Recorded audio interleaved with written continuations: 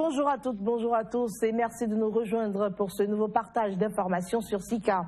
5 personnes ont été arrêtées vendredi lors d'une marche de l'opposition organisée à Dakar au Sénégal pour exiger une plus grande transparence dans la gestion du gaz et du pétrole découvert dans le pays.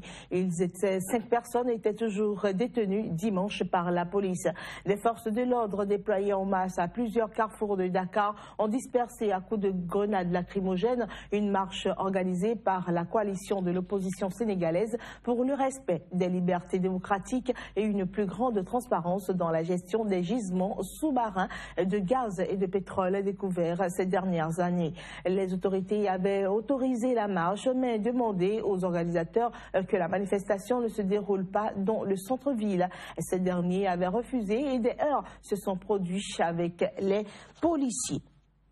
En République démocratique du Congo, le rassemblement de l'opposition a appelé le peuple congolais à observer une journée ville morte le 19 octobre prochain. Cette initiative annoncée en guise de carton jaune adressée au président Joseph Kabila vise à pousser le chef de l'État à quitter le pouvoir à la fin de son mandat le 20 décembre prochain. Voici les détails.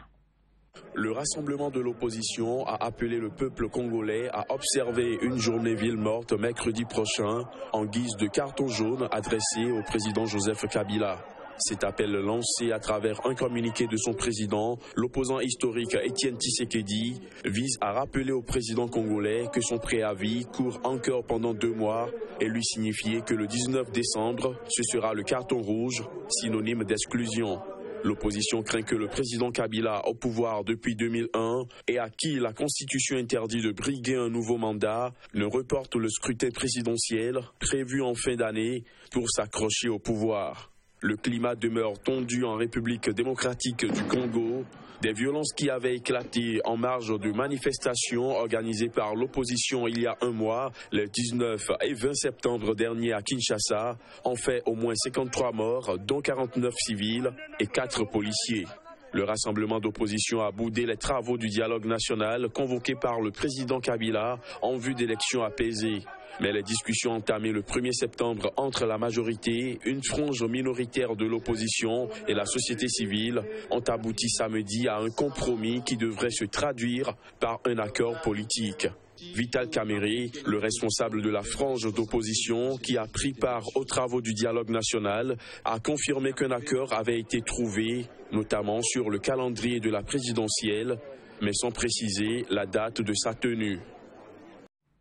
En RDC toujours, la mouvance présidentielle et une frange de l'opposition devraient signer mardi prochain un accord. Cet accord porte sur les conditions d'exercice du pouvoir à la fin du mandat de Joseph Kabila. Le texte prévoit donc que le président Joseph Kabila reste au pouvoir jusqu'à l'élection de son successeur.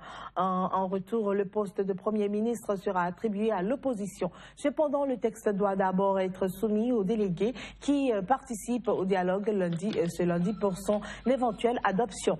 Quant à la date de la prochaine présidentielle, elle est fixée à avril 2018.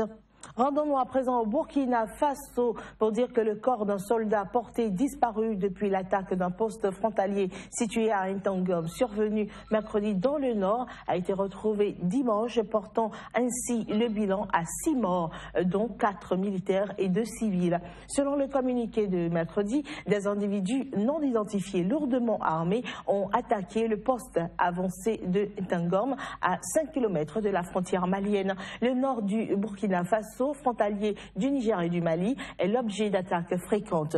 Longtemps préservé, le Burkina Faso, comme ses voisins, est entré depuis 2015 dans un cycle d'enlèvements et d'attaques terroristes, surtout dans sa région septentrionale. Le 15 janvier 2016, un commando de 3 assaillants a tué donc 30 personnes et fait 111 blessés dans le centre de Ouagadougou.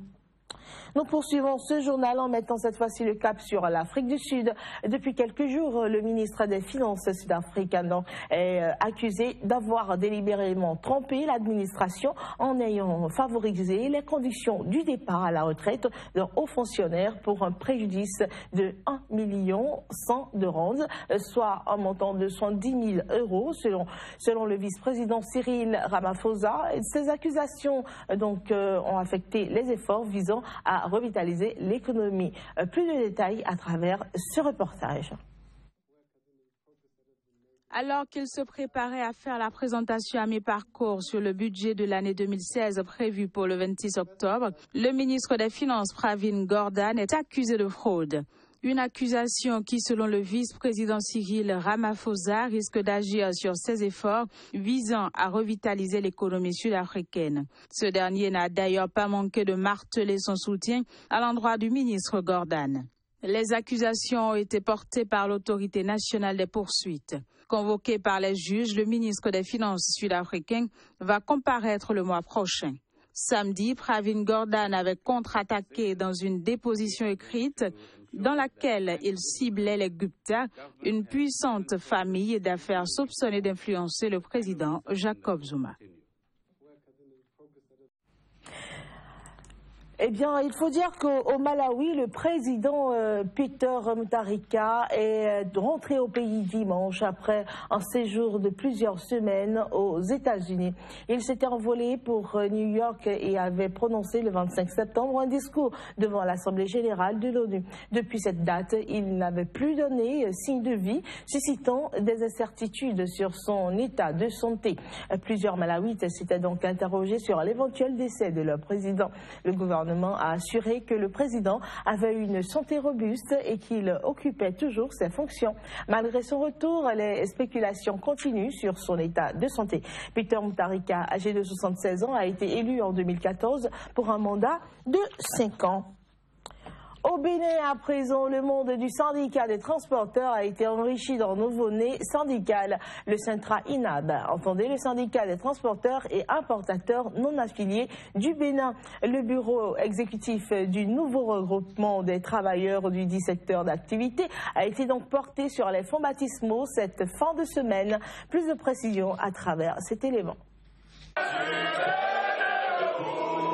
Les défis du monde des transporteurs et importateurs au Bénin, il faudra compter à l'avenir avec le Centra INAB pour les relever.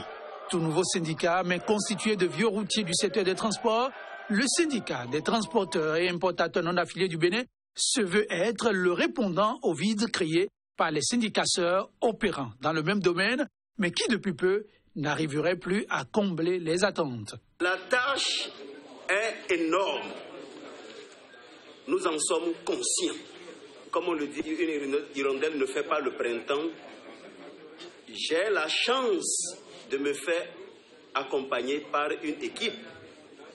Et cette équipe, je ne doute point de leurs compétences. Les chantiers en urgence pour le bureau ainsi installé s'articulent autour de 8 points. Pour réussir, le syndicat se fixe comme objectif de ramener la quiétude entre les syndicalistes et les importateurs, mettre en confiance nos collaborateurs que sont les conducteurs, harmoniser le prix du transport qui aujourd'hui n'arrange personne, vulgariser le règlement 14 de l'UEMOA, se présenter en interlocuteur fiable au gouvernement, trouver toujours un consensus avec le gouvernement pour d'éventuelles crises, le renouvellement de notre parking de camions, le recyclage de nos conducteurs. Nanti de 12 membres, le bureau exécutif du Centra INAB est élu pour un mandat de 5 ans, renouvelable une seule fois.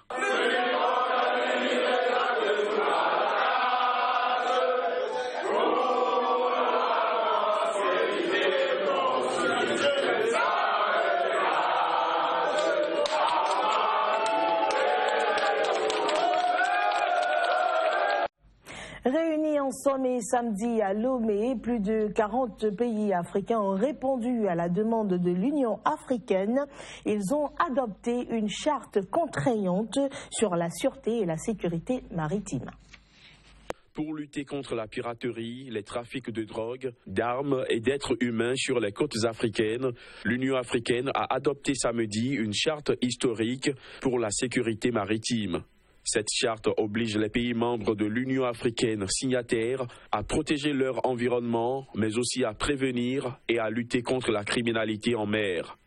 Unis et solidaires à un défi contemporain majeur, celui de la protection des mers et des océans, ainsi que la préservation et l'exploitation judicieuse des potentialités et des ressources dont il regorge.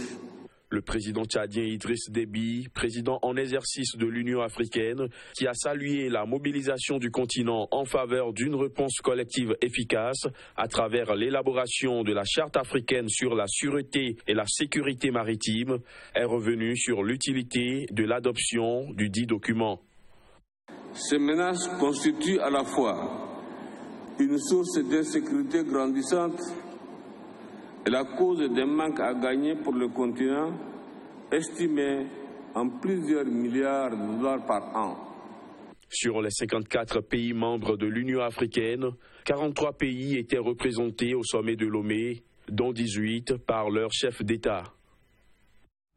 En Turquie, des kamikazes se sont fait exploser dimanche à Gaziantep, dans le sud-est du pays. C'était au cours d'une opération antiterroriste contre une cellule dormante dans laquelle 3 policiers ont été tués.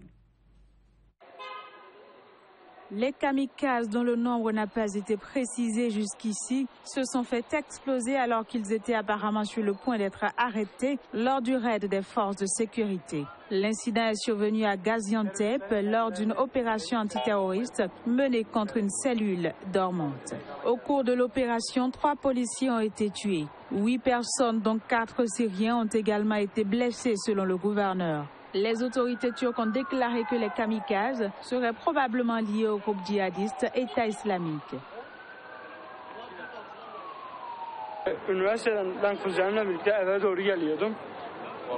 Avec mon cousin, nous étions en train de rentrer de l'université. Une dizaine de minutes après être rentrés chez nous, on a vu les policiers poursuivre 3 personnes. Ils en ont attrapé 2, mais un 3e s'est enfui. Peu après, il s'est fait exploser à l'intérieur d'un logement. Nous avons perdu nos soldats en martyrs.